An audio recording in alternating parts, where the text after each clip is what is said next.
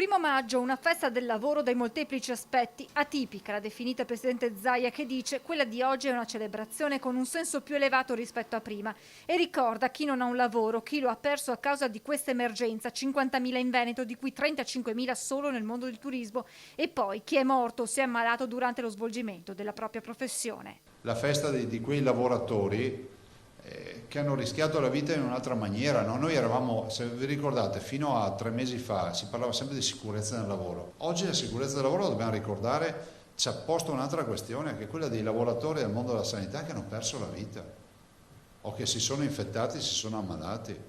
Questo è un nuovo scenario. Un 1° maggio che ha visto molti baristi, ristoratori, parrucchieri ed estetiste e commercianti di tutta la regione manifestare in strada. Questi sono artigiani, commercianti, lavoratori che chiedono di lavorare. Tutti mi dicono: ma io voglio aprire, diteci cosa dobbiamo fare. Io spero che la risposta migliore che arrivi a loro sia quella che potremo dare convincendo il governo di partire magari con un livello di approccio differenziato tra regioni. Ripartenze che potrebbero interessare quelle regioni dove non solo la curva epidemiologica è in calo, ma anche in grado di offrire una risposta adeguata dal punto di vista sanitario, come il Veneto ha dimostrato nel pieno dell'emergenza e che, sottolinea Zaia, sarebbe stata in grado di fare anche con l'autonomia. In autonomia si riesce a fare molte cose. Ovvio che tu non puoi dare l'autonomia a chi non è neanche in grado di avere un professionista che ti certifica un percorso sanitario.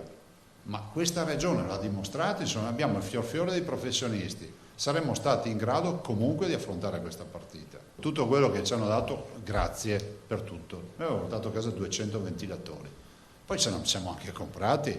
È giusto che ci sia una regia nazionale, ma che si dica da qui a dire che non serve più la sanità nelle regioni, passa molto. Cioè, qualcuno ha il dubbio che noi non saremmo stati in grado di comprarsi dispositivi o quant'altro.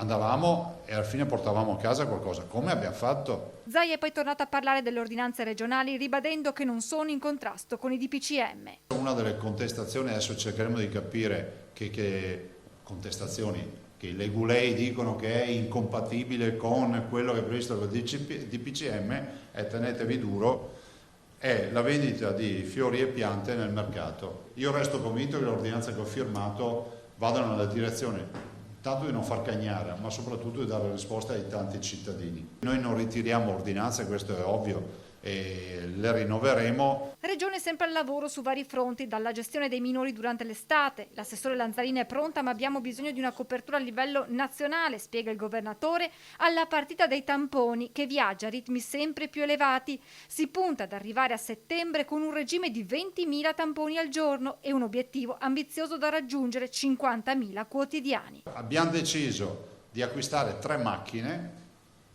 se ce le vendono, se le troviamo, con tutte le difficoltà che si possono avere, per dotare gli hub provinciali di Treviso, Vicenza e Venezia delle macchine che ha già il professor Crisanti a Padova. Intanto il comitato scientifico continua ad essere impegnato nell'individuazione di quei paletti che misurino l'andamento dell'epidemia e determinino il limite oltre il quale intervenire con nuove misure. Auspichiamo che i parametri siano parametri affrontabili. Vi dico un aspetto che io ho contestato al Comitato Tecnico Scientifico formalmente nell'ultima videoconferenza. Si parla tanto del numero dei contagiati come parametro, ma se uno non fa tamponi non ha contagiati. Finisce che il virtuoso è più penalizzato di quello che non li fa, e quindi dico, volete valutare i contagiati, li facciamo parametrati al numero dei tamponi che fa ognuno.